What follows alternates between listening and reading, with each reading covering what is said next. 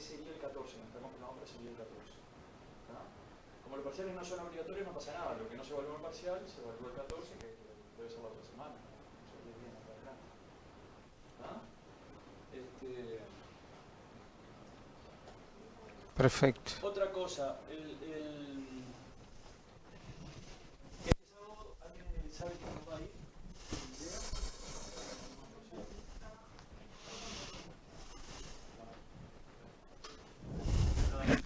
Bueno, y eso era el video lo que vamos a grabar.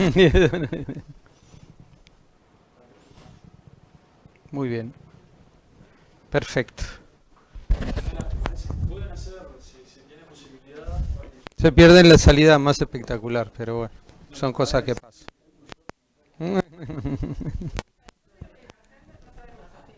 ¿Quieren definirlo ya? Lo definimos ya. Opinen. Parcial. ¿Quieren definirlo ya? Lo definimos ya. Vamos a ver las fechas. O si querés que lo piensen y el sábado cuando estamos de salida ya lo dejamos fijo, ¿no? Está bien. Yo no opino porque no tengo ningún problema con ninguna de las fechas. ¿Alguien tiene problemas? Si vos tenés problemas, el martes podría. No, sacan el conciencia. Todavía no sé bien qué día, pero me parece que el 7 no tendría problema con ninguna. Todavía tenemos oportunidad. El martes que viene José Luciandro para trabajar sobre temas de marco normativo, en estos temas de agua y gestión. ¿Tá? Y el jueves cerramos. Cerraríamos el módulo teórico el jueves que viene. Así que tenemos oportunidades ahí todavía de hablar de este tema. ¿Les parece? Háganse una idea más. Está medio subrepresentado numéricamente. Bárbaro. Pero tratemos de definirlo sin falta. Sí, el sábado lo tenemos que tener definido. Bueno, muchachos, vamos a continuar con la clase pasada, que estábamos viendo, digamos, los grandes marcos de manejo o paradigmas de gestión de los recursos hídricos. Estuvimos analizando el primer marco me refiero a la primera variante que surgió en el tiempo, que es lo que llamamos el comando control, ¿no? Una forma de gestionar los recursos acuáticos y cualquier recurso natural de forma extremadamente fragmentada, y además de ser una forma de gestión fragmentada, distribuida en una constelación de instituciones que muchas veces están en niveles diferentes. El problema es que carecen de espacios de coordinación, ¿tá? La superación de ese marco es lo que hoy día denominamos el manejo integrado, ¿tá? Y el manejo integrado, digamos, la gran novedad que trae en la gestión de los recursos acuáticos es precisamente la coordinación. Lo que trata de superar, la limitación más grande que trata de superar el manejo integrado es precisamente la fragmentación, ¿tá? El manejo integrado, como ven en el diapositivo, nace en el ámbito de los recursos acuáticos en el continente, pero luego se extiende a lo que es la gestión integrada de la zona costera, etcétera, etcétera, ¿tá? Vamos a ir avanzando, que nos habíamos quedado en esta partecita. Muy bien. Lo primero del manejo integrado es justamente, como les indica ahí, esa superación de la fragmentación. Entonces, desde ese punto de vista, el manejo integrado muchas veces está asociado a los procesos de descentralización, ¿tá? Porque la fragmentación en la gestión muchas veces está asociada, o la mayor parte de las veces está asociado a un modo de gestión extremadamente centralista, ¿tá? Entonces, siempre vamos a encontrar un correlato o una relación bastante estrecha entre lo que es la llegada de los manejos integrados asociado a procesos de descentralización de diversa naturaleza, ¿tá? Eso es lo primero. Lo segundo es que introduce, como ustedes saben, una nueva escala de análisis, que es justamente la cuenca hidrográfica como escala de análisis. Eso también es una es una novedad desde el punto de vista de la gestión. Generalmente esa fragmentación llevaba a que también el análisis de la gestión fuera fragmentado en la escala espacial. Aunque esto nos parezca de perogrullo considerar la cuenca hidrográfica como escala de gestión, hasta antes del manejo integrado en realidad no se utilizaba esta escala como análisis. ¿Tá? Acá hay un aspecto interesante también, porque si ustedes, fíjense, esto surge en 1977, y en realidad el artículo así que demuestra el papel de la cuenca hidrográfica de esa escala en los análisis de, digamos, intercambio o interconexión de los sistemas terrestres y acuáticos que se generan en grandes experimentos a nivel de en un lugar que se llama Hubble Brook, es 1967. ¿Tá? Fíjense, digamos, años desde ese paper que cambia totalmente la forma en que analizábamos esa interacción, 10 años tarda en llegar por primera vez al ámbito de la gestión. ¿Tá? Pero otros aspectos importantes, ¿tá? Es que en esa superación de la fragmentación también comienzan a analizarse de forma integral los recursos tanto superficiales como subterráneos. ¿Tá? Eso también es una novedad en el sentido de analizar todos los vínculos entre lo que son cuerpos de aguas superficiales y subterráneos. ¿Tá? Y lo otro, como se imaginarán, plantea esta superación de la fragmentación, es la multidimensionalidad, ¿tá? De la gestión. Es decir, ahora en estos espacios se analizan múltiples dimensiones, es decir, atributos hidrológicos, atributos ecológicos, atributos socioeconómicos. ¿Tá? Esa fragmentación del comando control generalmente lo que también llevaba es que cada ámbito de gestión se preocupaba de una dimensión, parte de la dimensión. ¿Tá?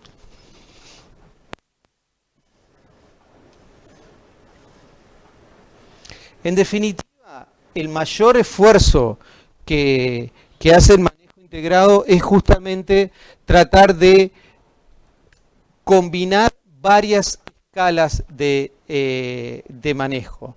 Integrar la escala de cuenca con otras escalas administrativas, como son escalas municipales, escalas departamentales, etc. ¿Ah?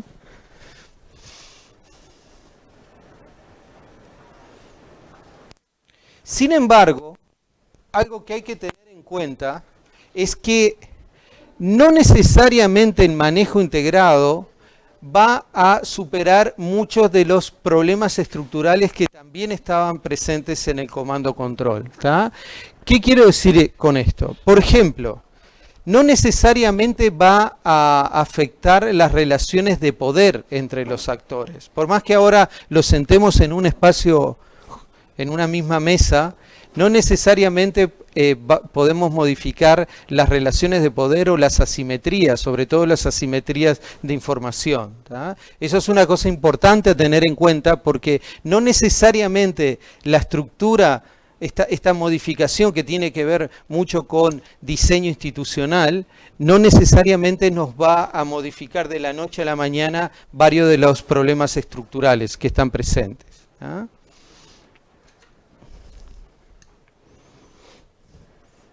Por ejemplo, en muchos de estos espacios, algo que sucede es generalmente el predominio de lo que son los actores políticos y técnicos. ¿Tá? Y eso muchas veces está asociado fundamentalmente a una asimetría en la comprensión del problema y en la información.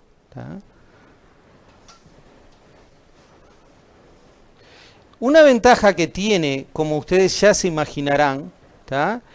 Es que el manejo integrado propicia una mayor legitimación y apropiación. ¿Tá? El hecho de que esos espacios también incluya a los usuarios, ¿tá? Y a la sociedad civil, también puede facilitar una mayor legitimidad en los procesos de toma de decisión y por tanto una mayor apropiación de esas decisiones cuando afecta a, por ejemplo, productores o afecta a habitantes de un territorio. ¿Tá?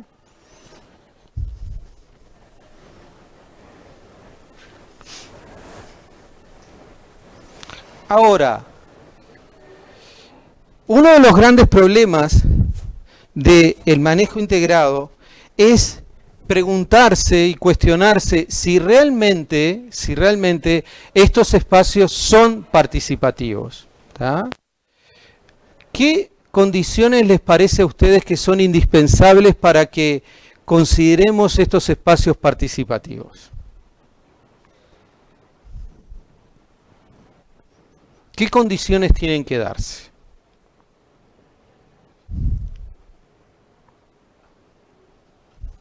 ¿O en qué niveles les parece que tenemos que verificar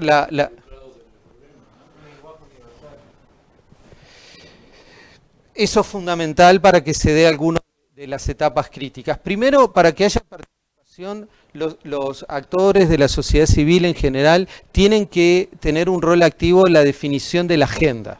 ¿Tá? Primer paso. Generalmente eso no ocurre.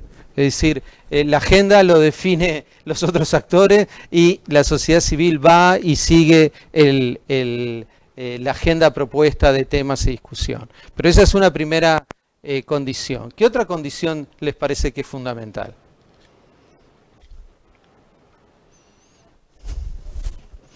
La sociedad civil tiene que tener una comprensión cabal de la problemática que se está analizando. Esto tiene que ver con las asimetrías de información.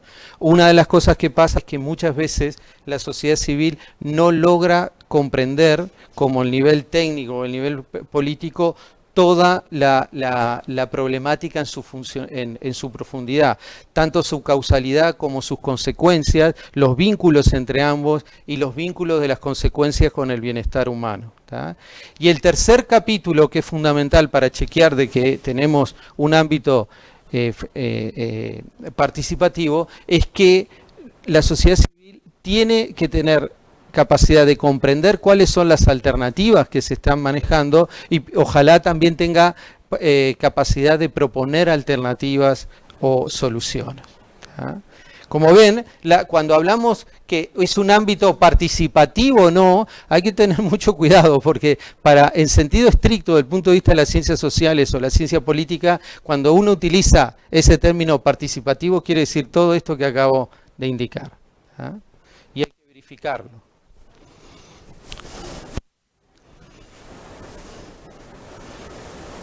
Uno de los, como ustedes imaginarán, uno de los grandes problemas que impiden o limitan la participación y, por ejemplo, no se tiene en cuenta en alguna de estas etapas, tiene que ver con los problemas de comunicación.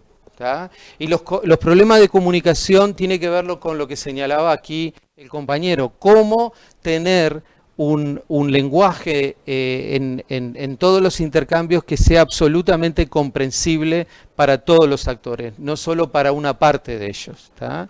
Es decir, evitar las terminologías demasiado técnicas, etcétera, etcétera. ¿Tá? Pero la comunicación es tal vez uno de los nudos y de las características más centrales en las cuales hay que trabajar en estos espacios de integración de tantos actores. ¿Tá? Solucionando, fortaleciendo ese tema, ese componente de la comunicación, se pueden resolver todas estas limitaciones que señalaba hace un minuto. Acá se los dice claramente.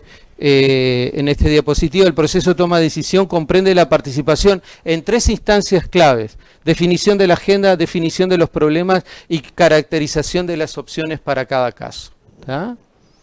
Si la participación no es de forma persistente en estas 3 etapas, no podemos considerar el manejo integrado como participativo. Entonces, un elemento fundamental es que manejo integrado per se no significa que sea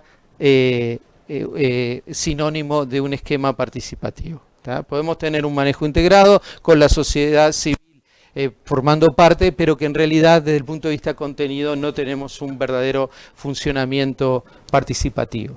¿Ah? Otro aspecto importante es que, como lo decíamos hace un rato, el manejo integrado no modifica necesariamente, ¿tá?, las relaciones de poder, las asimetrías de información o el predominio de determinados intereses económicos, ¿tá? Esto para sacarles la ilusión de que la modificación del sistema va a resolver por sí solo los problemas. Es tan importante la estructura del sistema como la naturaleza de los actores que están ahí adentro. Y eso es una cosa interesante. Si ustedes analizan en el caso del Uruguay, ¿no?, donde emergen una serie de comisiones de cuencas, se van a dar cuenta que son universos totalmente distintos. Tienen la misma, están estructuradas bajo el mismo paraguas, la misma estructura organizacional y las dinámicas son absolutamente distintas. ¿Tá? Eso es lo que nos está indicando, es que el rol, la contribución que tiene cada uno de los actores tiene más importancia que la estructura del sistema. ¿Se entiende? ¿Ah? Y otro aspecto que no es menor es que el manejo integrado no, muchas veces no evita la adopción de medidas o prácticas que no son adaptativas. ¿Tá? Y justamente sobre ese punto vamos a entrar en unos minutitos. Justamente, fíjense, comando control, manejo integrado, la gran novedad, la gran superación es la fragmentación, la desfragmentación. ¿Tá? Pero en la gestión, aparte de la fragmentación, está presente otro elemento que es central, y es cómo manejamos la incertidumbre. ¿Tá? Y ese es uno de los grandes problemas en la gestión de este tipo de sistemas donde se nos acoplan los sistemas sociales, los sistemas económicos y los sistemas naturales. A la incertidumbre que tiene cada uno de estos subsistemas en separado, ahora se suma la incertidumbre de todo el conjunto. ¿Tá? Y el tema es que hay que tomar decisiones en un ámbito de incertidumbre, como lo que tú me planteabas sobre ubicación de represas a lo largo de una cuenca. Hay muchísimas incertidumbres. Eso no moviliza la toma de decisión, ¿no es cierto? Y eso significa otro aspecto que a veces no le prestamos atención, es que si nosotros tenemos una elevada certidumbre, ¿tá?, es muy probable que la probabilidad de éxito que tengamos sea muy similar a la probabilidad de fracaso. ¿Tá? Entonces el tema es que, primero, no le tenemos que tener miedo al fracaso, ¿tá?, pero sí lo que tenemos que tener es capacidad de aprendizaje, de entender por qué fracasamos, ¿no? Porque si no estamos siempre tropezando con la misma piedra. ¿Tá? Entonces, el manejo adaptativo, muchachos, en definitiva, es una gran novedad que viene de más o menos de la mitad de los años 80 y sobre todo viene del campo de las ciencias naturales.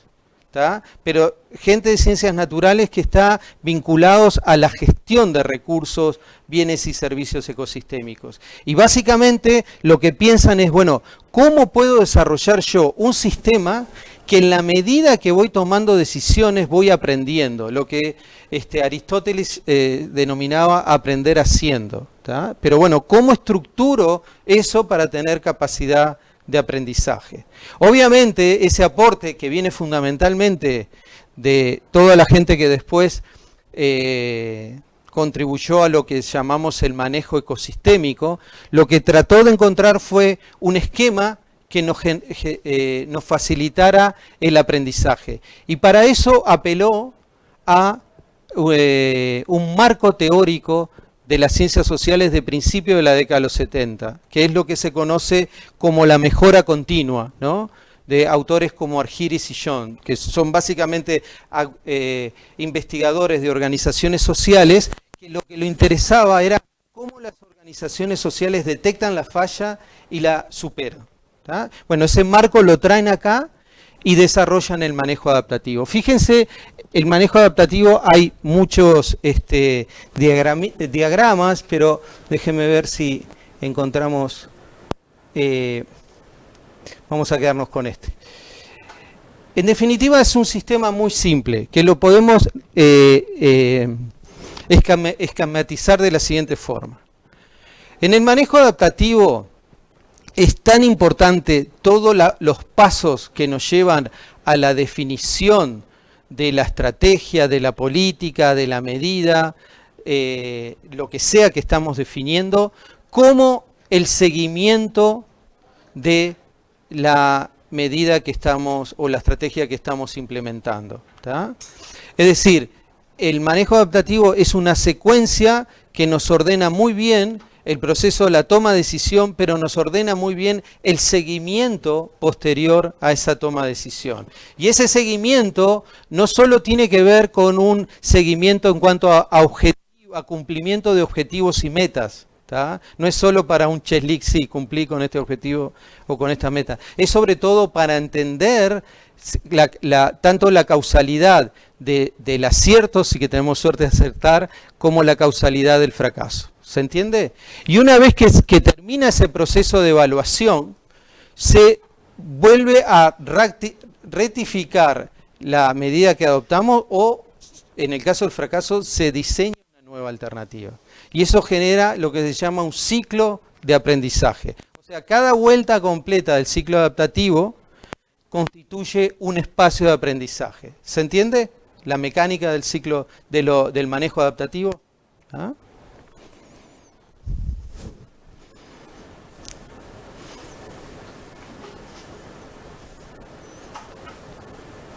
Acá, desde el punto de vista epistemológico, hay varios cambios sumamente importantes, ¿tá? El primero es este. Así como para el comando control, la incertidumbre es considerada una falla del sistema científico, del sistema generador de conocimiento, aquí, en este paradigma, nosotros consideramos la falla como una característica intrínseca de cualquier sistema complejo. ¿Está?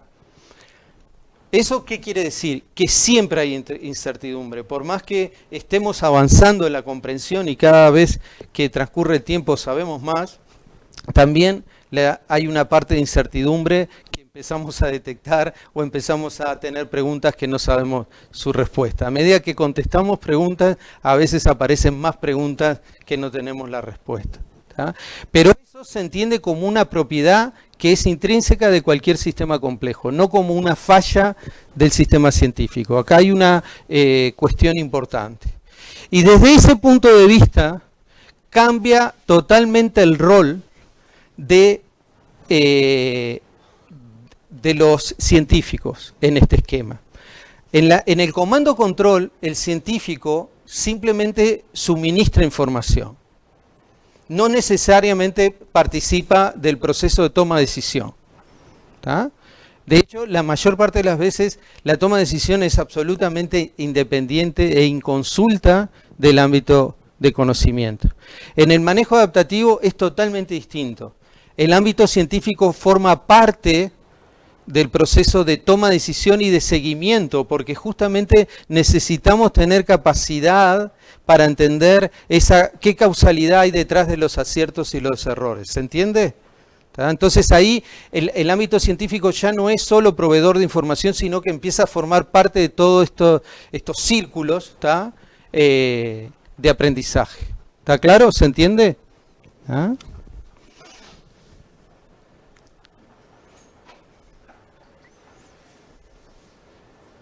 Y el otro elemento que está detrás del manejo adaptativo es justamente el motor, es la resiliencia. Es decir, cómo tomar decisiones en un escenario importante de incertidumbre, pero que en esa probabilidad del fracaso, la falla que yo tengo, no vaya más allá de la capacidad de recuperar que tiene el sistema frente a la falla que yo provoco.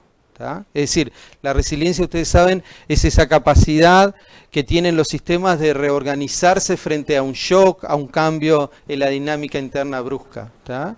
Que muchas veces no sabemos exactamente todos los factores que están implicados, ¿no? Pero detrás del manejo adaptativo también hay un interés de mantener o de conservar la resiliencia. ¿Está claro? ¿Ah?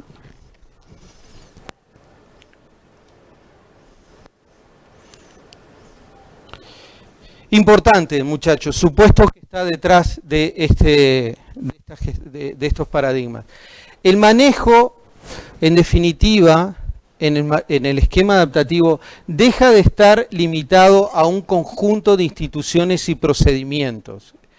Aquí la toma de decisión pasa a recorrer mecanismos mucho más flexibles, ¿tá?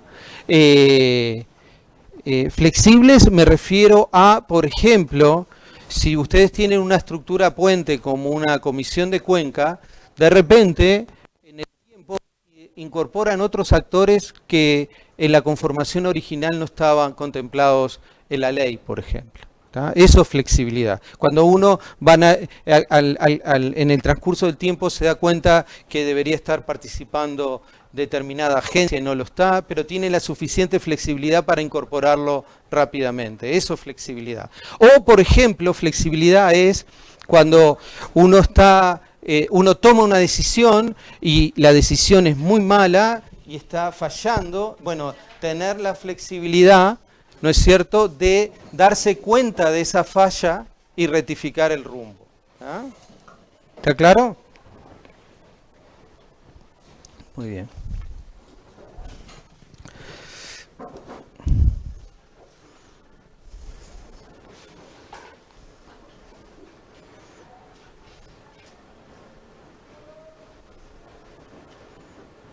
Lo otro aspectos importantes es que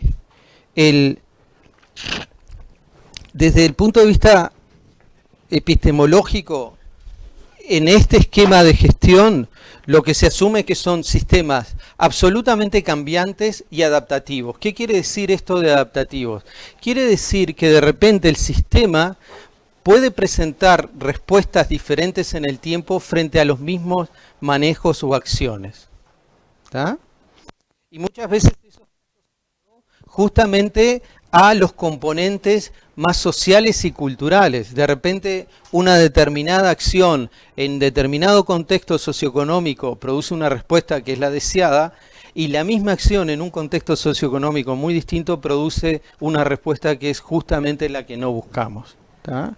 Y eso es uno de los grandes dificultades cuando tenemos que avanzar científicamente en este campo, y es que podemos tomar muchísimos casos a nivel global, por ejemplo, de manejo integrado o manejo adaptativo, incluso sobre los mismos ecosistemas, sean de aguas quietas o de aguas corrientes.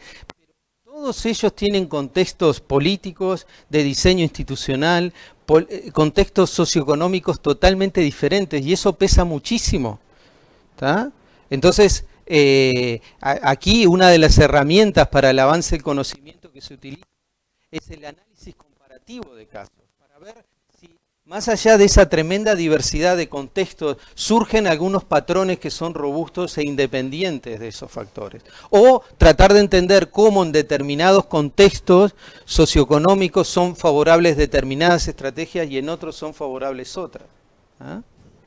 Y eso va, muchachos, en todo, desde, por ejemplo, el papel que tiene modelos más reglamentaristas, más coercitivos, hasta el papel o la eficacia que puede tener modelos más de incentivos y de estímulos. Eso depende mucho del contexto cultural de la sociedad. ¿Tá? No es un tema menor. Y después el otro tema que es el motor del aprendizaje del manejo adaptativo, es lo que aparece aquí. Los errores y los fracasos son ventanas de oportunidad para el conocimiento. ¿Tá?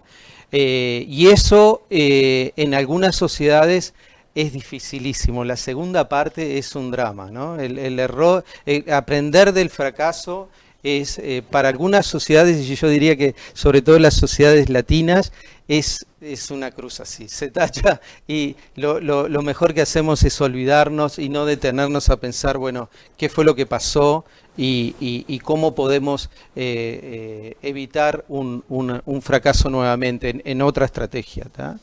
Porque de eso se trata, de comprender las razones para, en una nueva definición, en una nueva política o en una nueva estrategia, yo por lo menos eliminar algunas cosas que ya sé que no funcionan, ¿eh?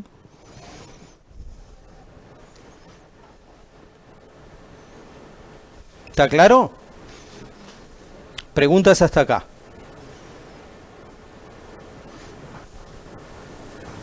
Vamos a hacer un resumencito con estos diapositivos que están aquí, mire.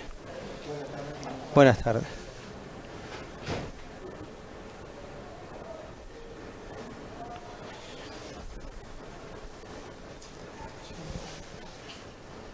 Déjenme ver cómo se está viendo esto.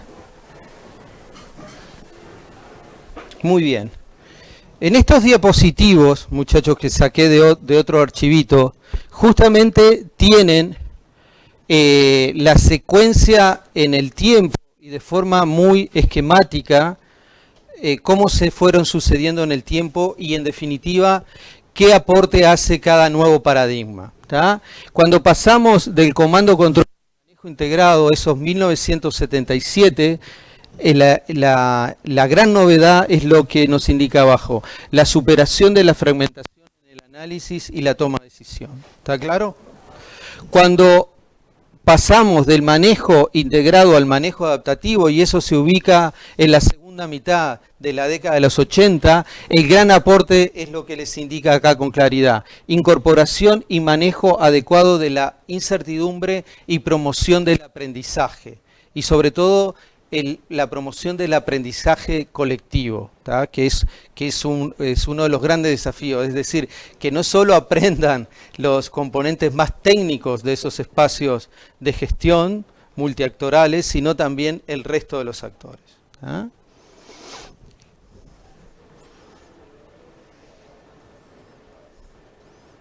Salto un poquito hacia aquí y vamos a ver esto. En el año 2000, a partir del año 2000, ¿tá? Se genera, aparece una nueva novedad, que es lo que podemos encontrar en los textos con este nombre: comanejo, ¿tá? Comanejo, o también lo podemos ver en muchos casos como ejemplos de coproducción, coinnovación o codiseño, ¿tá?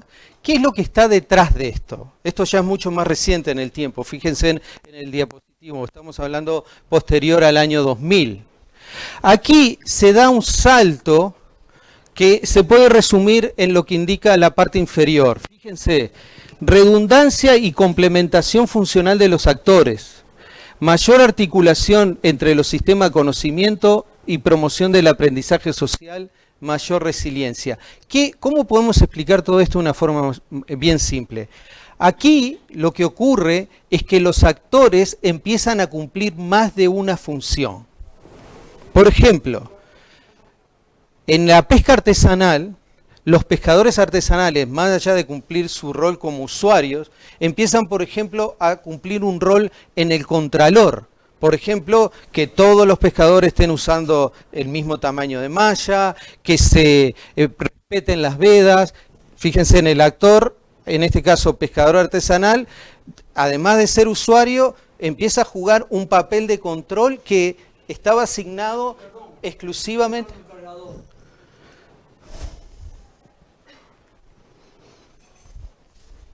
Acá no lo vi. No.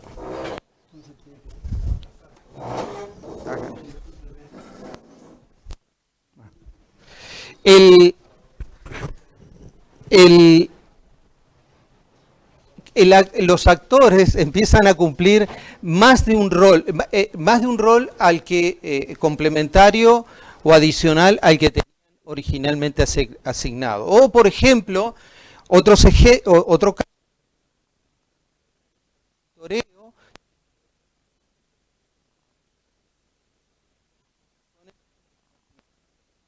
Bueno, ya que hay que salir al campo a tomar muestras, vamos de paso a verificar y controlar toda la aplicación de medidas, etcétera. ¿Tá?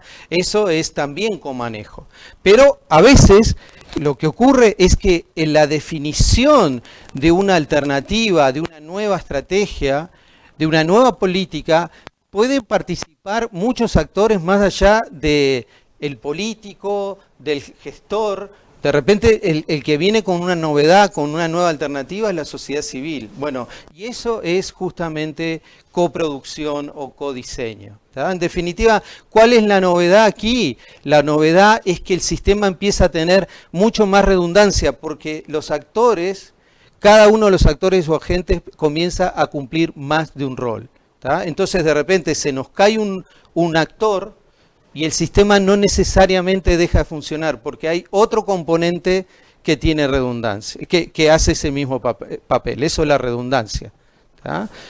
La redundancia, muchachos, lo podemos explicar de una forma muy simple. Es como si nos fuéramos acá a la sala magna y fuéramos hacia el costadito y lo primero que vamos a encontrar ahí pegado al escenario es un depósito de agua con una bomba de achique, ¿no? Que baja el nivel de la napa subterránea. Obviamente, como tiene tantos edificios Punta del Este, ninguno de esos lugares tiene una sola bomba. Siempre tenemos dos bombas porque, bueno, si se rompe una, enseguida tiene que entrar la otra, si no se nos inunda la infraestructura. Esto es la misma lógica, es cómo puedo tener redundancia en el conjunto de actores para, si pasa algo con uno de ellos, no pierda el funcionamiento. ¿Se entiende? O para maximizar costos, sobre todo en el comanejo, la principal meta es cómo yo puedo reducir o hacer más eficiente todos los aspectos de contralor y fiscalización. Que eso cuando el Estado lo tiene que asumir y solo asume esa función es muy costoso. ¿Se entiende? ¿Ah? ¿Queda claro entonces? ¿Ah? Eso es a partir del año 2000. ¿Tá? Y la novedad a partir del 2005, ¿tá? Es lo que se llama, desde el punto de vista de la gestión, es lo que se llama la gobernanza adaptativa o experimental. ¿Qué quiere decir esto? Esto quiere decir, parado en el manejo adaptativo, parado en el comanejo, cómo yo puedo ahora en la estructura del Estado, ¿tá? ¿Se entiende? Cómo parado en el diseño institucional, en el diseño de política pública, favorecer la experimentación y la evaluación de los instrumentos políticos. ¿Tá? Y eso ya es un nivel de complejidad mayor, porque ya no es exclusivamente la administración de una cuenca hidrográfica, de una zona costera, de un recurso pesquero, sino que es cómo el sistema en su conjunto, y sobre todo a nivel gubernamental, puede incorporar los pilares en los cuales se construye el manejo adaptativo o el comanejo. Eso es lo que se llama gobernanza, porque bueno, ahora implica la multiplicidad de todos los actores, ¿tá? De todo el Estado, ¿no? Y uno de los problemas del diseño institucional del Estado es que es muy rígido y es muy inflexible. La gobernanza adaptativa justamente lo que se cuestiona y lo que intenta superar es esa rigidez y esa inflexibilidad en las estructuras del gobierno. ¿Qué ejemplo se les ocurre a ustedes que pueden ser un ejemplo de gobernanza adaptativa? Que hayan visto en la historia reciente de este país.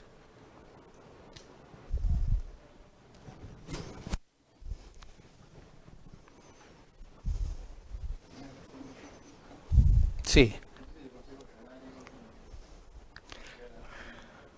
Los consejos de salario son espacios tripartitos, ¿no es cierto? En cierta medida, uno trata en la temática salarial poner sobre la mesa a los dos actores claves y el Estado jugando un papel de intermediación y de articulación. ¿Tá? Ese mismo papel es, y ya un ejemplo más cercano a lo que es la gobernanza adaptativa, es por ejemplo lo que pasa en las estructuras de gobierno, como pasa en este país, donde se forman gabinetes temáticos, ¿no? Ustedes vieron ahora el gabinete de la competitividad. Bueno, estamos enfocados en un problema que es la competitividad de muchos productos de la exportación del Uruguay y que tienen serios problemas en la competencia frente a otros países que los generan, y ahí aparece un espacio donde está una cantidad de ministerios, ¿tá? Analizando la temática y tratando de coordinar todas las acciones, ¿tá? Eso es una estructura totalmente flexible, porque eso estaba en este gobierno, pero en el anterior no estaba. En el anterior de repente estaba el gabinete ambiental y otros. Esas son estructuras que se puede dar el gobierno, que se denominan estructuras puente, porque son justamente espacios donde yo trato de hacer interaccionar actores y agentes que me resultan críticos para resolver la problemática. Ese es el truco, ¿no? Que es, bueno, generalmente uno de los principales problemas es que yo avanzo muy lentamente porque no todos los actores involucrados están conectados, ¿tá? Por supuesto, en el ordenamiento territorial es exactamente la misma problemática, muy parecido a lo que es el manejo de los recursos acuáticos, en el sentido que aquí ya no importa solo una cuenca, probablemente en los territorios estés hablando de muchas más cuencas o mucho más unidades, pero el problema en sí mismo tiene muchas conexiones con esto, ¿no? Como en un proceso de ordenamiento, bueno, y en eso la ley de ordenamiento del 2008 es un avance sustancial en esa medida, como justamente trata de forzar ese funcionamiento, ¿no?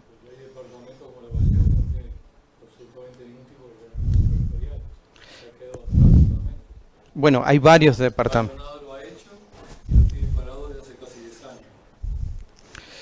Maldonado lo hizo y después se olvidó. Sí. Sí. Sí. Bueno, pero cuidado que en ese olvido, muchachos, no pensemos, no seamos ilusos. El olvido tiene intencionalidad y tiene razones muy fuertes. Digamos, nosotros lo que estamos viendo acá es una contraposición muy fuerte, en realidad, entre dos cosmovisiones muy diferentes que se pueden resumir en esto. El uso del suelo lo regula el mercado o el uso del suelo lo orienta el Estado, ¿ah? Lo que está ocurriendo ahora, al no haber el ordenamiento territorial aprobado por la Junta Departamental, permitieron ahora en la Rambla, la tercera masa, hacer una torre, cosa que en el ordenamiento previsto era únicamente al flujo. Sí, pero pero ahí no es, el tema no es que no tenés un ordenamiento aprobado, lo que estás aprobando son excepciones a ese ordenamiento. Claro, pero eso se puede hacer porque no fue aprobado el ordenamiento. No, está aprobado. Lo que la Junta Departamental aprueba en estos momentos, que aprobó como cerca de 30, son excepciones a esas normativas generales que la propia Junta Departamental años atrás había adoptado. Por eso se llaman excepciones. Es decir, reglas fijadas y por una cantidad de factores e intereses, yo digo, bueno, en este lugar yo me aparto de la reglamentación o de las directivas que me di. Por eso se llaman mecanismos de excepción, porque es la propia Junta Departamental la que adopta y dice, bueno, yo renuncio a todas estas disposiciones, ¿ah? Lo cual siempre existe el mecanismo de excepción, ¿no? Para cosas muy singulares y excepcionales. Claro. Claro, lo que no puedes... Pero mirá que el ordenamiento, sobre todo... Estamos estudiando en el ordenamiento territorial justamente ese problema. Y estamos estudiando que algunas profesores no han aprobado, y entonces a raíz de esa no aprobación se pudo hacer excepción. Esa excepción es mucho más fácil de hacerlo. Si no está aprobado, está aprobado. Si no estuviera aprobado, hay que explicar por qué. En cambio ahora simplemente la Junta se reúne y dice, hacemos una excepción y se hace. Puede ser. La aprobación es mucho más difícil. Ya estuviera aprobado, si no, no estuviera aprobado. Y en este caso, por maldad, no está aprobado. Legalmente. Sí, yo creo que a lo que tú te estás refiriendo es que el plan de la aglomeración central no está, no culminó su aprobación. Sí, sí, sí. La ley de 2008 no cumple con ese reglamento. Acá lo que ustedes están viendo es un esquema que está en español, bueno, de justamente el esquema de manejo adaptativo, ¿tá? Que justamente nos plantea en esa gran fase que podemos denominar el diseño y la planificación, cuáles son las grandes preguntas que tienen que ver con el contexto, dónde estamos ahora, la planificación, hacia dónde queremos llegar, qué recursos y acciones necesitamos para llegar a donde nos establecimos, cuáles son los productos finales, qué hicimos, ¿no? Y los resultados, qué logramos, ¿tá? En definitiva, más allá del caso que estemos analizando, del instrumento, sea una estrategia del nivel departamental o una a nivel de la política nacional, están en última instancia esas preguntas, ¿ah? Y lo que me interesa para cerrar con estos slides que tomé de esta presentación es un elemento muy importante que son los ciclos de aprendizaje, ¿tá? Y los ciclos de aprendizaje implican distintos niveles, ¿tá? Niveles, ciclos de aprendizaje de primer orden, de segundo orden o de tercer orden, ¿tá?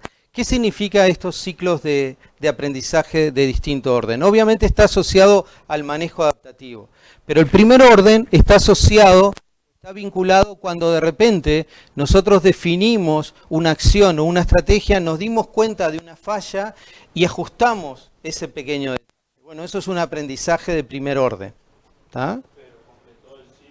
Completé todo el círculo, pero después que termino la evaluación tengo la capacidad de decir, acá falló por esto, así que ahora voy a incorporar, voy a solucionar este problema que identifiqué en la estrategia anterior. Cuando es un ajuste simple de la estrategia, es lo que se llama aprendizaje de primer orden.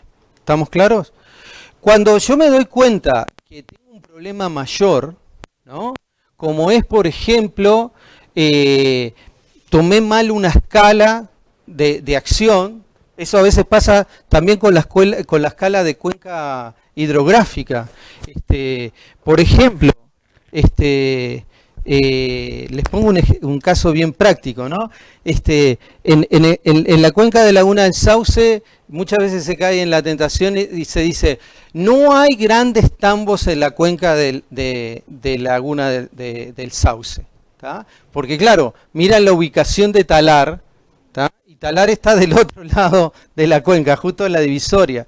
Pero es un error, porque el ganado descansa justamente del lado de la cuenca de Laguna del Sauce, ¿tá? Es decir, ellos tienen un régimen donde el ganado está tabulado 10 a 15 días y después queda haciendo pastoreo, ¿tá? Entonces, fíjense en ahí, si uno toma todos los emprendimientos e industrias que tengo exclusivamente en la cuenca hidrográfica, digo, acá no tengo ningún tambo de gran tamaño. Sin embargo, hay que mirar cómo se distribuye la actividad de no solo del tambo, sino de otras, porque de repente algo que está del otro lado de la divisoria de aguas tiene mucho impacto en lo que yo estoy trabajando, ¿ah? Eso cuando nosotros encontramos ya modificaciones de mayor orden o nos damos cuenta que, por ejemplo, en la integración que teníamos en nuestra comité de cuenca nos faltan actores claves, por ejemplo, no sé, Ministerio de Turismo o algunos otros actores claves, y yo hago una modificación más importante, eso es un aprendizaje de segundo orden, ¿tá? ¿Se entiende?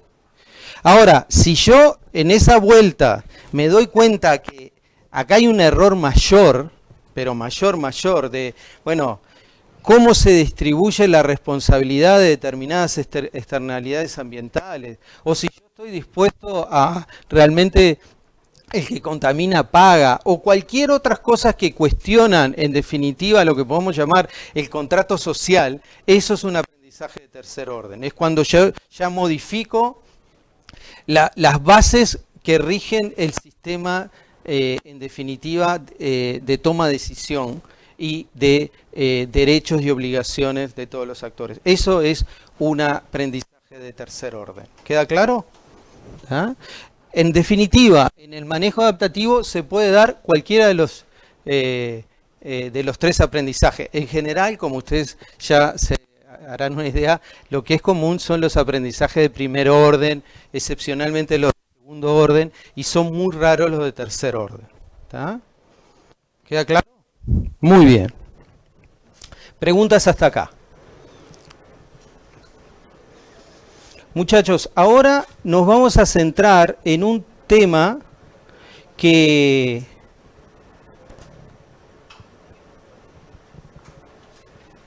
está en este libro, que no se desesperen porque no lo tienen que leer entero, sino que vamos a referirnos al primer capítulo y vamos a tomar una tabla del primer capítulo. ¿Está?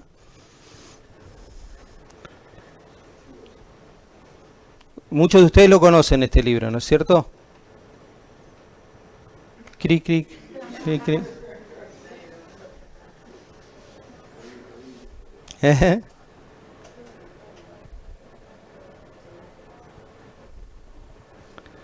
Esperen un poquito que quiero tomar una tabla acá que es muy importante. Para eso tiene que estar aquí entonces.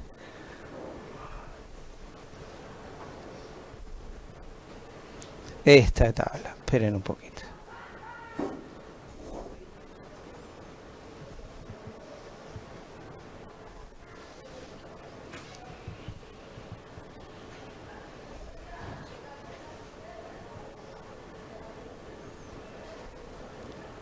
Muy bien.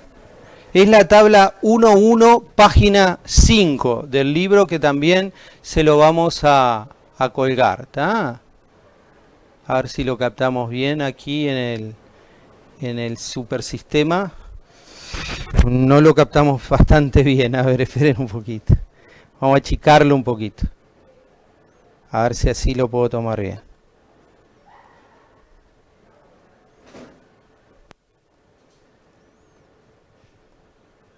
Bueno, ahí estoy a punto. Me queda una letrita ahí, pero lo pueden ver en el libro. Fíjense, aquí en esta tabla aparecen contrastados las bases de algunos tipos de manejo que obviamente tienen sus correlatos con lo que es el comando control, el manejo integrado y el manejo adaptativo, pero que tiene algunas modificaciones y variantes, que es, por ejemplo, todo el capítulo de lo que llamamos manejo de recursos naturales, el capítulo de lo que llamamos manejo ecosistémico y lo que ahora llamamos manejo basado en la resiliencia. Seguramente ustedes han utilizado incluso muchas veces términos como manejo de recursos naturales o manejo ecosistémicos, probablemente de una forma muy irresponsable, porque ahora cuando repasemos todos los supuestos que están detrás de esas aproximaciones, se van a dar cuenta que muy probablemente lo utilizaron de forma errónea. ¿Ah? Fíjense, la primera columna a la izquierda representa el manejo de recursos naturales, que aparece ahí con un título en inglés que en definitiva lo que nos está diciendo es ese manejo que trata de obtener un máximo de rendimiento generalmente de un único bien o servicio. ¿Tá? Por eso tiene ese título en inglés. En la segunda columna del medio, el manejo ecosistémico, y el tercero, lo que se puede denominar el manejo. En realidad el término stewardship no es manejo, sino que es más bien cuidado, pero que lo que toma como centro es la resiliencia, y vamos a ver que toma como centro o como motivo algunos otros aspectos. Entonces, fíjense, estamos hablando de estado de referencia. ¿Qué quiere decir esto en concreto? Quiere decir, en estos manejos, ¿cuál es mi objetivo? ¿Cuál es la configuración del sistema que es mi objetivo? ¿Está claro? ¿Tá? En el manejo de recursos naturales es una condición histórica.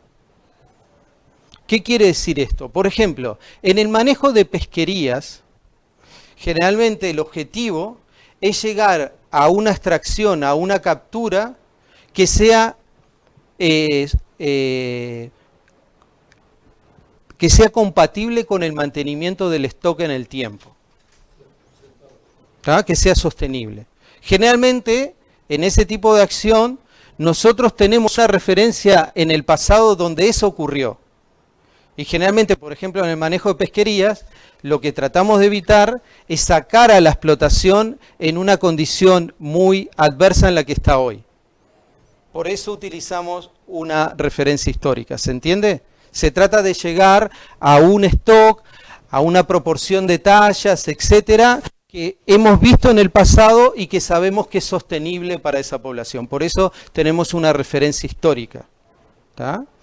En el caso del manejo de ecosistemas, que vamos a ver que tiene una diferencia sustancial con el manejo de recursos naturales, en que no está focalizado en un único bien o servicio, sino que está focalizado su centro de acción en más de un bien y servicio.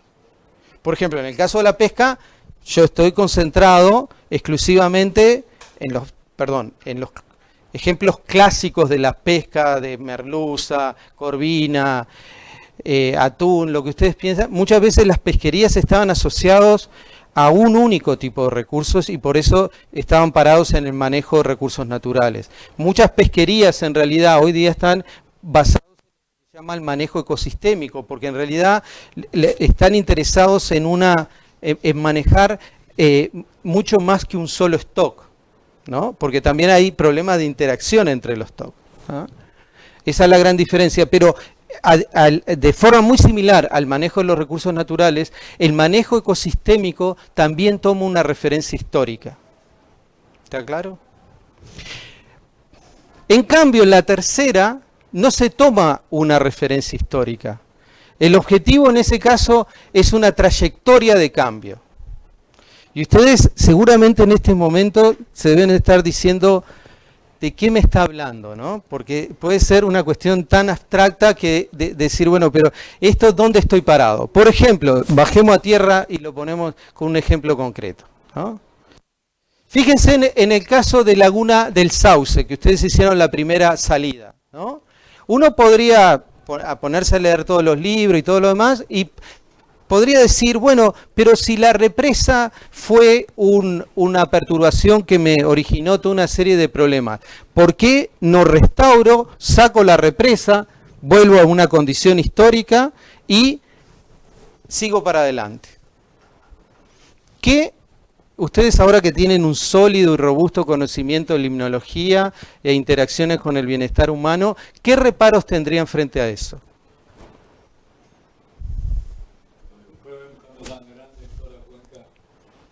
De agua abandonado, por ejemplo, que bajaría tanto el nivel que cambiaría todo el ecosistema.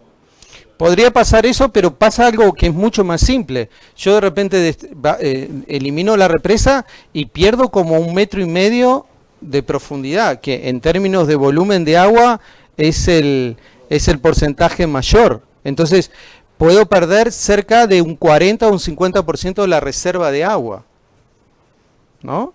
Y eso, si yo lo proyecto en el crecimiento del turismo y de la población, de repente digo, pero yo esto no lo puedo hacer, no puedo perder el 40 o el 50% de la reserva de agua. Entonces, fíjense en ahí, el manejo ya no va a estar parado en mirar una referencia histórica, sino que está mirando una trayectoria de cambio. ¿Qué quiere decir esto? Bueno, en 1947 construí la represa y ahora yo tengo que hacer una serie de manejos en función de una configuración del sistema y de unos bienes y servicios que quiero asegurar. El suministro de agua potable, la recreación, etcétera, etcétera, etcétera. Eso es trayectoria de cambio. ¿Se entiende? Yo no estoy parado en algo, en una referencia histórica. Estoy parado en lo que ustedes en el diseño de paisaje llaman el palimpsesto. Estoy parado en todo esto, superposición de eventos que han ocurrido y bueno, y voy a seguir pensando cómo navego con este sistema. ¿Se entiende? ¿Ah? Si tienen dudas, pregunten. ¿Cómo pensar en los sistemas de resiliencia? Como que ya pasaste una configuración y volver a la configuración anterior no sería viable. A veces es muy difícil, pero a veces tampoco es compatible con los objetivos que vos tenés. ¿Tá? Y no conviene volver, o sea, que en este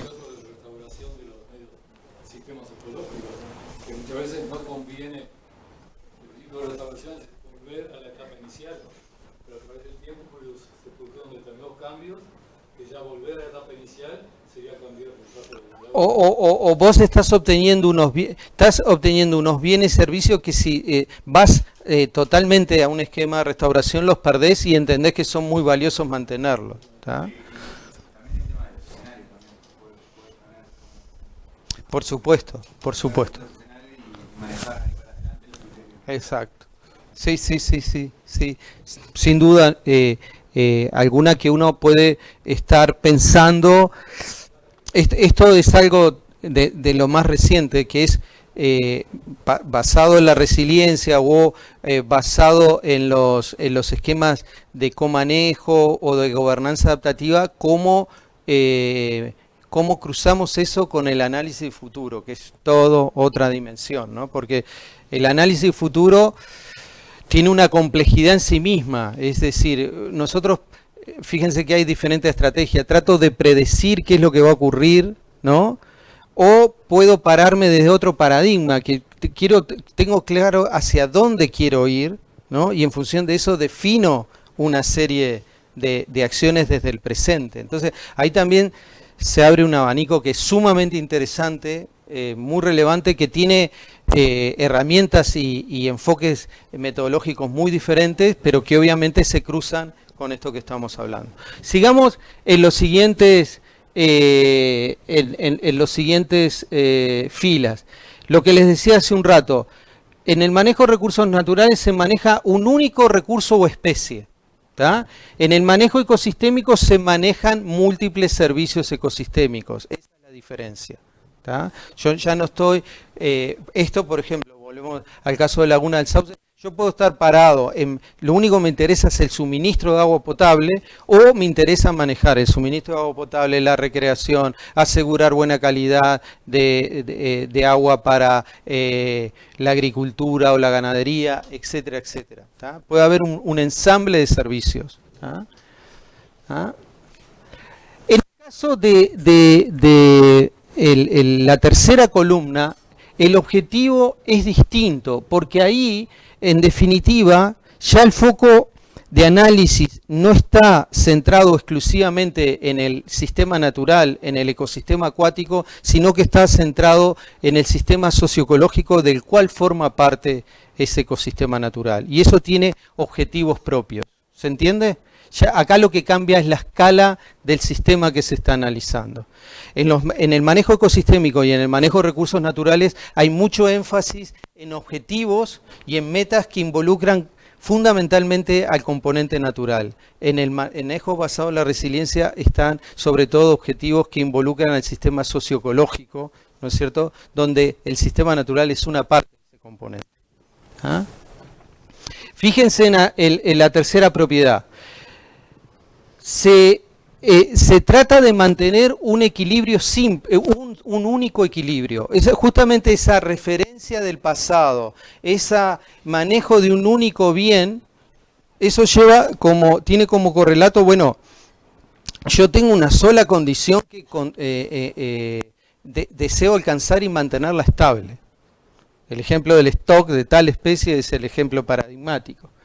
Pero en el manejo ecosistémico, ahí se empiezan a considerar otras configuraciones del ecosistema, no solo una única alternativa. Los ecosistemas ya sabemos que pueden tomar diferentes configuraciones y de repente existe más de una configuración que es favorable para los objetivos que yo deseo mantener. Eso es lo que está detrás de esa afirmación. ¿Ah? Y lo mismo sucede en el manejo o la administración basado en resiliencia. Fíjense la siguiente fila. En el manejo de recursos naturales, el objetivo es reducir la variabilidad, sobre todo la variabilidad de todos los procesos naturales. En el manejo ecosistémico justamente se acepta la variabilidad como parte de la dinámica del sistema. ¿Ah? Y lo mismo sucede con la administración basado en resiliencia. No solo se incorpora como tal, sino que se promueve incluso. ¿Ah? Pero muchachos, parad hasta en estos conjuntos de atributos que hemos estado analizando hasta ahora, ¿no? Y de acuerdo a lo que vimos la clase pasada, si ustedes tienen que decir el comando control, ¿dónde lo calzan en esta tabla? Adelante. Exactamente.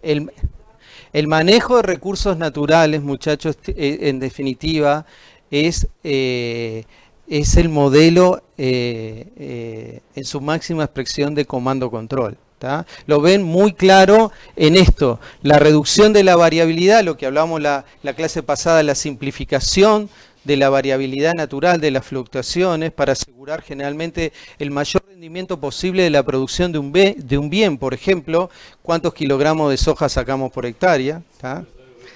Exactamente. ¿Tá? Pero fíjense, el segundo atributo está vinculado a esto, prevenir la ocurrencia de los disturbios naturales. ¿Tá? Esto es un cambio radical. Ya la transición al manejo de ecosistemas, y ni que hablar a la administración basada en la resiliencia. El régimen natural de disturbio, ¿tá? Sobre todo a partir del manejo de ecosistémicos, se entiende como una propiedad fundamental para el mantenimiento de los sistemas naturales. Ya el disturbio no es un enemigo al que combatir, sino que es una propiedad que es parte del sistema. ¿Ah? Si ustedes, que son grandes lectores, se ponen a leer en estos momentos el cruce de noticias que hay por los incendios de California y las declaraciones y los cruces sumamente violentos entre Trump y las agencias federales que tienen que ver con el control del fuego, está detrás de esto. ¿Tá? Es cómo estoy considerando yo el fuego. Si como un disturbio natural que tiene que ocurrir aunque me lleve las casas puestas y a la gente, o lo tengo que controlar de tal forma que nunca ocurra y eso me va a generar un problema aún más grave. ¿Tá? Hoy por hoy cierta cantidad de disturbios son totalmente favorables. Si no existieran esos disturbios, no habría una variabilidad, no surgirían nuevas especies que terminan porque el fuego favorece la terminación. El caso más paradigmático, muchachos, donde nace todo esto, es justamente en el control de los fuegos en los bosques templados de Estados Unidos, cuando justamente después de décadas de controlar el fuego, se dieron cuenta de que generaban un problema aún mayor, que era una acumulación tan grande de biomasa que cuando ocurría el fuego, el suelo quedaba prácticamente hecho un vidrio los primeros centímetros por la temperatura que alcanzaba. Entonces, eso justamente produjo una gran interpelación en el sentido, bueno, nosotros estamos eliminando un disturbio que en realidad es parte de la dinámica del sistema y necesita estar operando para que el sistema sea saludable. Lo que pasó en toda esa zona es que el bosque no se regeneró. Y no se regeneró por ese manejo de la biomasa vegetal. Obviamente para la cabecita de Trump esto es absolutamente incomprensible, ¿no? Pero eso es lo que cuestiona. En el caso del manejo de los recursos acuáticos, muchachos, esto llega muy tarde. ¿Tá? ¿Por qué llega muy tarde? Bueno, llega más o menos en el mismo tiempo que el caso que les estaba nombrando, pero acá llega tarde porque, por ejemplo, nos damos cuenta recién en la segunda mitad de los 80 el rol del pulso de inundación, donde durante mucho tiempo lo que estuvimos controlando son justamente los pulsos de inundación, y no nos dimos cuenta hasta ese momento que eran fundamental para la sobrevivencia y el mantenimiento de ecosistemas saludables. La desconexión de los cauces de las planicies de inundación está detrás de esto, muchachos. ¿Ah? ¿Ah? Fíjense desde el punto de vista más epistemológico.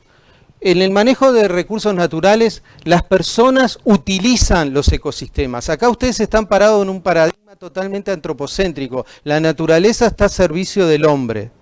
¿Tá? Es decir, todos los servicios que me provee el sistema natural están al servicio de las sociedades humanas. ¿Tá? En el caso del manejo ecosistémico es distinto, porque se entiende que las sociedades humanas son parte de un sistema mayor que integran en conjunto con los ecosistemas naturales, y eso forman una entidad que hoy día llamamos sistemas socioecológicos. ¿Tá? ¿Ah? Y en el manejo, en la administración basada en la resiliencia, ¿tá?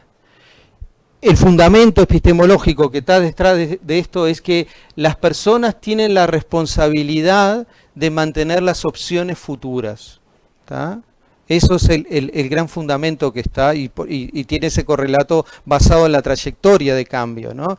La idea en la administración basada en la resiliencia es, bueno, yo voy generando cambios, no tengo una referencia histórica, pero lo que me mueve a mí es que tengo que tratar de mantener la mayor diversidad de opciones para las generaciones. ¿Se entiende? Vamos a atributos. Los gestores definen el uso primario de los sistemas a gestionar. ¿Tá? Eso es en el manejo de los recursos naturales. Es el ámbito técnico de gestión el que define los usos. ¿Tá? En el manejo ecosistémico son los usuarios, son la multiplicidad de agentes y usuarios que definen los usos fundamentales. ¿Tá? Lo mismo ocurre en la administración basada en la resiliencia. ¿Tá? Fíjense lo que está abajo. En los recursos naturales el objetivo es maximizar el rendimiento y la eficiencia económica. El paradigma es un agroecosistema. El mayor rendimiento por hectárea de trigo, soja, el mayor rendimiento de kilo de carne por hectárea. Eso es lo que está detrás del manejo de recursos naturales. ¿Tá?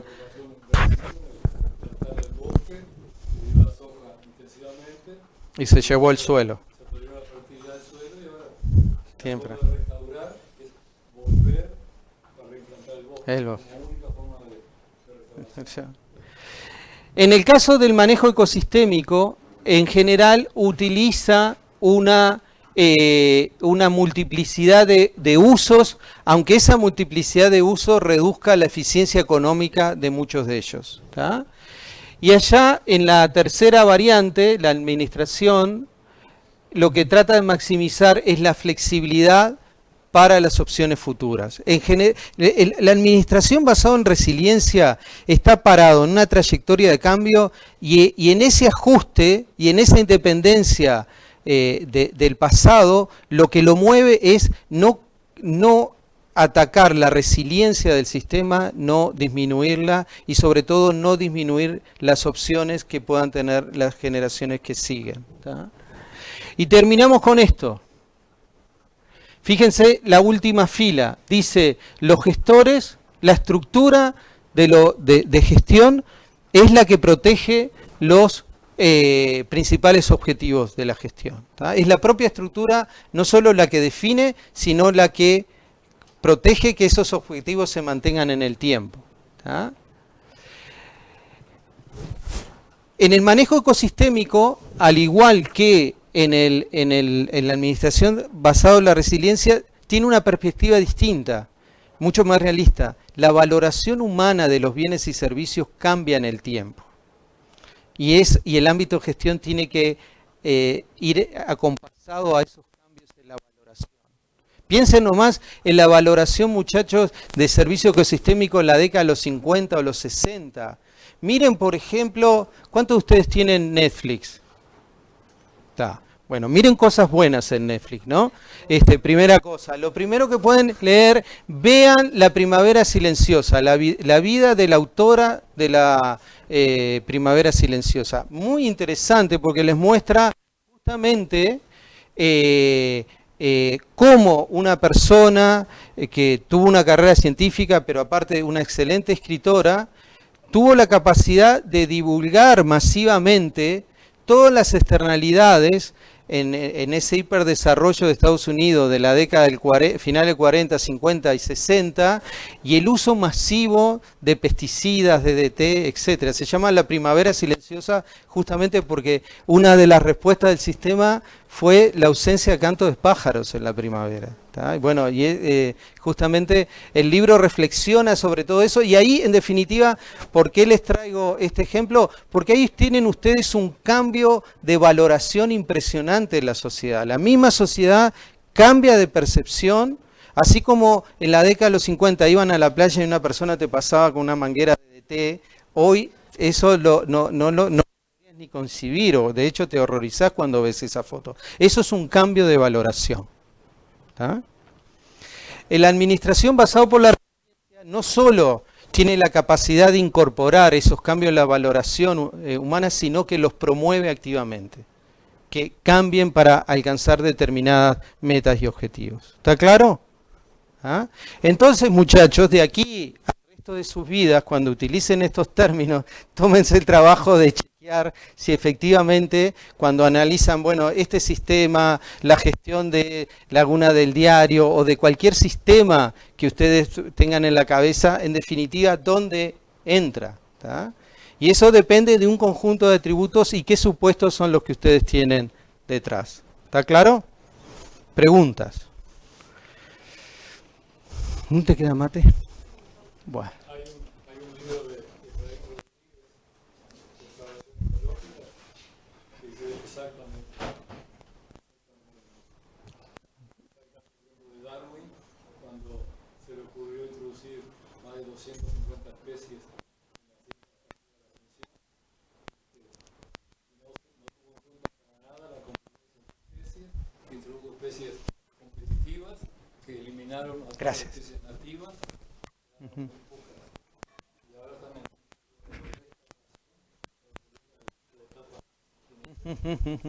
Los temas de introducción de especies es bien interesante porque en definitiva lo que hay detrás de eso es determinados bienes y servicios que esas especies en el lugar de origen de muchas de las personas que terminaron instalándose aquí entendían beneficiosas. Y bueno, eso está parado en el manejo de recursos naturales, es decir, claro.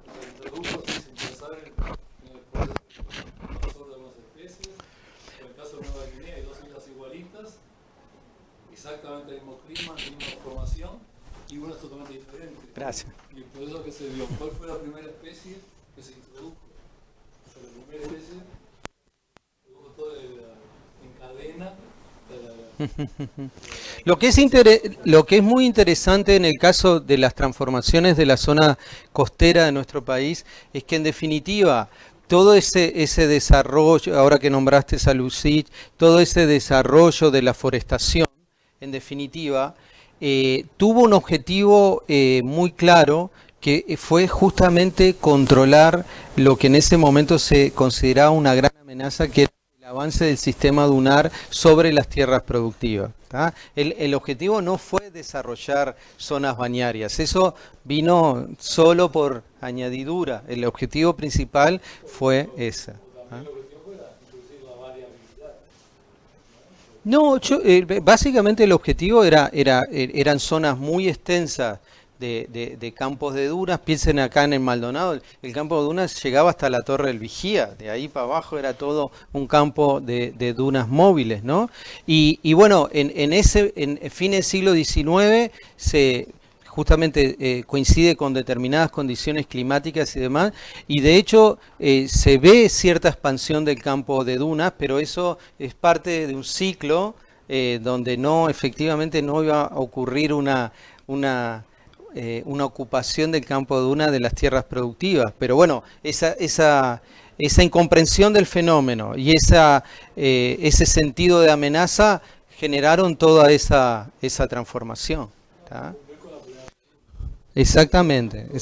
Pero basando en un correlato más cercano a nosotros, si ustedes miran la motivación fundamental de las construcciones de las grandes represas hidroeléctricas y las grandes represas, por ejemplo, en el Río Negro, fue en función de un único fin: generación de electricidad. Todo lo demás fue secundario. ¿tá? Pero incluso secundario, incluso desde el punto de vista del almacenamiento de agua, ¿tá? O sea, el almacenamiento de agua tenía como objetivo fundamentalmente generar electricidad. Si alguien quería instalarse y utilizar agua para otra cosa, si no afectaba la generación hidroeléctrica, bárbaro, pero si la afectaba, tampoco te podías instalar. Bueno, eso es manejo de recursos naturales. Estás parado en un... Fue básicamente para controlar la expansión, lo que ellos consideraban la expansión del sistema dunar, ¿tá? Sí, sí, sí. Es difícil imaginárselo, pero vos ubicás la Torre del Vigía. Bueno, desde la Torre del Vigía hacia la playa, eso era todo un campo de dunas, ¿tá? Hoy es día muy difícil imaginarse, pero si estás en Pinares, por ejemplo, el campo de dunas llegaba casi hasta donde está el cementerio, para que tengan una idea, ¿no? Eran extensiones muy, muy grandes de campo de dunas móviles. Bueno, en todo ese sector sur de Laguna del Sauce era también impresionante. Eso en las primeras fotografías aéreas que son de un vuelo costero de 1947, eso pueden ver la magnitud de eso. Pero incluso si vos comparás, si vos tomás, por ejemplo, el sector actual de José Ignacio, solamente mirá la fotografía de 1967 y compararlo con la actual, te vas a dudar que estás mirando lo mismo, ¿no? El mismo lugar del paisaje. Ahí tenías todo un tómbolo de arena gigantesco, y hoy día no ves nada de eso, ¿no? Eso es una transformación con una serie de objetivos y demás, ¿no? Preguntas. Por ejemplo, en la Torre Vigía se comprobó que era el lugar elegido también por los indígenas, por los indios, como lugar de observación. De observación. Interesante. Exactamente el mismo lugar que dio los españoles. Mira, eso no lo sabía, no lo sabía. Interesante. Han encontrado piezas arqueológicas que están Ahí. mostrando que es el mismo lugar de la que Mira qué interesante, interesante. Bueno, muchachos, preguntas. Entonces, tienen los materiales ya grabados. Esta tabla la encuentran en ese libro que lo vamos a subir. Vean solo el capítulo 1, ¿tá? Y en el capítulo 1 van a encontrar esta tablita, ¿tá? Y bueno, mírenla en detalle para repasarla. Igual la tienen, espero que haya quedado todo bien grabado. Y vamos a cerrar la grabación.